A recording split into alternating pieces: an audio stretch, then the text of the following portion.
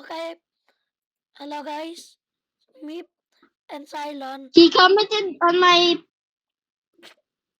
He commented. Bro, I just messed up your intro. I'm sorry. I'm gonna cry. Okay, now since I'm going to skip to the part when me and Carlo are playing. So load game. Poo-poo. I paused the recording. Poo-poo. Let's play the poo-poo. Bro, whoever watches your POV will get a behind the scenes of me, and who watches my POV gets the background scene of yours. So what game? This one. The top one's weakness. Okay, guys, The we're top going one's to play weakness is a that buckshot. game. Yes! I'm going to become striker, bro. Me too. So, Striker brothers. Cylon, I striker. spotted a battlefield. Same.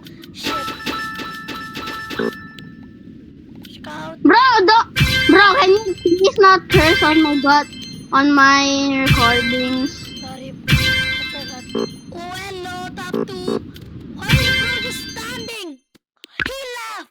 No! I literally hit him. How did it not? Did you saw that, guys? You saw that, right?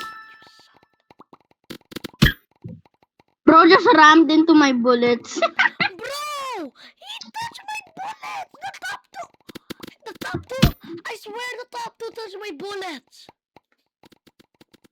I touch your bullets? No! The all top 2! Did the all top to die? No! He left! I mean, he reset to their left. When one spike was about to hit him. Is that you? Hello! Hello, So if you watch this video, you're gonna get my behind the scenes.